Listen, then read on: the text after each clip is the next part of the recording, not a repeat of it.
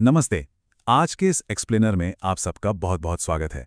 आज हम एक ऐसे गहरे टॉपिक पर बात करने वाले हैं जिसके बारे में भ्रांतियां बहुत हैं, सिद्धि और आध्यात्मिक पूर्णता। आजकल की इस फास्ट पेस्ड लाइफ में जहां हर कोई सक्सेस का कोई ना कोई शॉर्टकट ढूंढ रहा है, ये समझना और भी जरूरी हो जाता है कि सच्चे अर्थों में चेतना और पूर्णता का रास्ता आखिर दिखता कैसा है। आध्यात्म की दुनिया में सिद्धि को लेकर लोगों के मन में कई तरह की धारणाएं हैं। इस विश्लेषण के जरिए हम एक प्रामाणिक सोर्स मटेरियल की गहराई में जाएंगे और ये समझने की कोशिश करेंगे कि सच्ची आध्यात्मिक उपलब्धि के लिए असल में किन चीजों की जरूरत होती है। और यकीन मानिए, ये प्रक्रिया सिर्फ होठों से मंत्र बुदबुदाने से कहीं ज्यादा गहरी है। तो चलिए इस दिलचस्प सफर की शुरुआत करते हैं और देखते हैं कि पर्दे के पीछे का असली विज्ञान क्या है। तो चलिए सीधे पॉइंट पर आते हैं। शुरुआत करते हैं उस सबसे बड़े, सबसे कॉमन सवाल से जो शायद हर साधक के मन में कभी ना कभी जरूर आता है। आखिर सिद्धि पाने के लिए कितने जाप करने पड़ते हैं? क्या 108 बार या सीधे 1 लाख बार? देखिए, इंसान का दिमाग ना हर चीज को गिनना और मापना चाहता है। हमारी ये साइकोलॉजिकल आदत होती है कि हम स्पिरिचुअलिटी को भी एक बैंक अकाउंट की तरह देखने लगते हैं कि भाई एक निश्चित संख्या में मंत्र डिपॉजिट किए तो रिटर्न में शक्तियां मिल जाएंगी। हम हमेशा एक एग्जैक्ट नंबर या एक बंधे बंधाए फॉर्मूले की तलाश में रहते हैं जिसे बस लागू किया और मान लिया कि अब तो लक्ष्य हासिल हो गया। लेकिन सच कहूं, रियलिटी इन आम धारणाओं से बिल्कुल अलग हो सकती है। जहां बहुत से लोग ये मानकर चलते हैं कि आध्यात्मिक पूर्णता एक स्ट्रिक्ट मैथ्स फॉर्मूला है कि तय संख्या में जाप किया और तुरंत रिजल्ट मिल गया, वहीं सोर्स मटेरियल ये साफ करता है कि कई बार असलियत इन कैलकुलेटेड कोशिशों के एकदम विपरीत काम करती है। ये सिर्फ 1 से लेकर 1000 तक की गिनती पूरा करने का गेम नहीं है, ये उससे कहीं ज्यादा गहरा है। ये व्यक्ति के आंतरिक स्वभाव और मन की एक्चुअल स्टेट से जुड़ा हुआ विषय है। कभी कभी तो रिजल्ट्स उन सभी यांत्रिक कोशिशों के एकदम उलट नजर आते हैं, जो ये साबित करता है कि चेतना को सिर्फ संख्याओं के पिंजरे में नहीं बांधा जा सकता। भाग 1, मन और दैनिक जीवन, प्राप्ति के असली चर। यहां से हम उन एक्चुअल और बेहद व्यक्तिगत वेरिएबल्स की बात करेंगे जो किसी भी आध्यात्मिक प्रयास की सफलता तय करते हैं।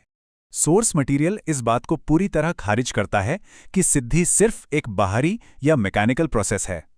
असल में यह प्रोसेस 3 आपस में गहराई से जुड़े हुए स्टेप्स के फ्लो पर निर्भर करता है। पहला स्टेप है मन का स्वभाव, यानी भीतर किस तरह के विचार जन्म ले रहे हैं। दूसरा बहुत ही क्रिटिकल स्टेप है डेली लाइफस्टाइल, यानी सुबह उठने से लेकर रात सोने तक इंसान का आचरण कैसा है, उसका बिहेवियर कैसा है। और तीसरा स्टेप है अंदर का भाव, या कह लें गहरी इनर प्योरिटी। जब किसी व्यक्ति का मन, उसका रोजमर्रा का जीवन और उसकी भावनाएं एक ही दिशा में और संपूर्ण शुद्धता के साथ प्रवाहित होती है ना, तब जाकर असली आध्यात्मिक बेस तैयार होता है। यह एक लाइफस्टाइल है, ना कि सिर्फ कुछ घंटों की प्रैक्टिस। भाग 2, देवी देवताओं की कृपा, दैवीय प्रवृत्तियां पाना। अब ये समझना बहुत ही रोचक है कि हमारे ये इंटरनल वेरिएबल्स दैवीय शक्तियों के साथ कैसे तालमेल बिठाते हैं। यहाँ एक बहुत ही दिलचस्प कॉन्सेप्ट सामने आता है। टेक्स्ट के मुताबिक ये पूरी प्रोसेस एक साफ आईने की तरह काम करती है। जैसा इंसान के अंदर का भाव होता है, देवता वैसी ही एनर्जी या प्रवृत्ति उसे देते हैं। अगर भीतर गहरी शुद्धता है, दूसरों के प्रति करुणा है और सात्विक विचार हैं, तो दैवीय शक्तियां भी ठीक उसी तरह की हाई स्पिरिचुअल एनर्जी भीतर चैनल करती हैं। सिंपल सी बात है, किसी भी तरह के बाहरी दिखावे से कहीं ज्यादा आंतरिक पवित्रता ही वो मेन फैक्टर है जो ये तय करती है कि किसी को डिवाइन ग्रेस किस रूप में मिलेगी। देवता हमारे गिने हुए मंत्रों पर नहीं, बल्कि मन की गहराइयों में छिपे सच्चे भाव पर रिएक्ट करते हैं। तो इस सोर्स मटेरियल से निकलकर आने वाला सबसे चौंकाने वाला पॉइंट क्या है? ध्यान से सुनिएगा। टेक्स्ट साफ कहता है, किसी किसी को तो बिना जाप के ही सिद्धि मिल जाती है। जी हां, बिल्कुल जीरो चैंटिंग, बिना एक भी शब्द बोले। ये बात उन लोगों के लिए किसी भारी झटके से कम नहीं है जिनका ये दृढ़ विश्वास है कि सिर्फ लगातार और कठोर जाप ही इकलौता रास्ता है। ये कोट इस बात को सॉलिडिफाई करता है कि अगर मन की अवस्था, डेली आचरण और आंतरिक भाव पूरी तरह से प्योर और सुप्रीम चेतना के साथ सिंक में है, तो सिद्धि को बुलाना नहीं पड़ता, वो खुद प्रकट हो जाती है। उसके बाद किसी भी तरह के मैकेनिकल जाप की कोई जरूरत नहीं रह जाती। भाग 3, पैतृक ज्ञान, आध्यात्मिक कृपा पाना। चलिए अब इस विश्लेषण को आगे बढ़ाते हुए एक बिल्कुल ही अलग और अद्भुत मार्ग की ओर मुड़ते हैं। देखिए, स्पिरिचुअल जर्नी हमेशा स्क्रैच से यानी जीरो से शुरू नहीं होती, और ना ही ये हमेशा सिर्फ एक इंसान के मौजूदा जीवन के एफर्ट्स पर डिपेंड करती हैं। टेक्स्ट क्लियरली बताता है कि कुछ भाग्यशाली लोगों को अपने पूर्वजों का ज्ञान और उनकी स्पिरिचुअल पावर सीधे विरासत में मिल जाती हैं, बिल्कुल एक आध्यात्मिक वसीयत की तरह।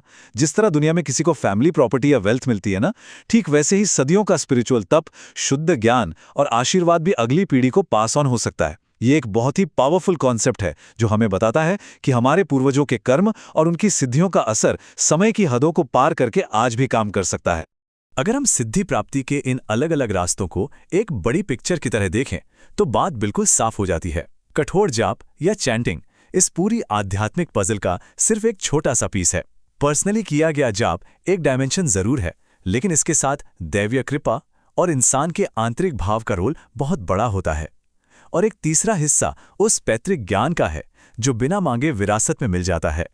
ये पूरा नजरिया हमें याद दिलाता है कि स्पिरिचुअल सक्सेस कोई एक सीधी लाइन नहीं है जिस पर सबको चलना ही है, बल्कि यह एक मल्टी डायमेंशनल प्रोसेस है जहां कई अनूठे रास्ते आखिर में एक ही मंजिल तक जाते हैं।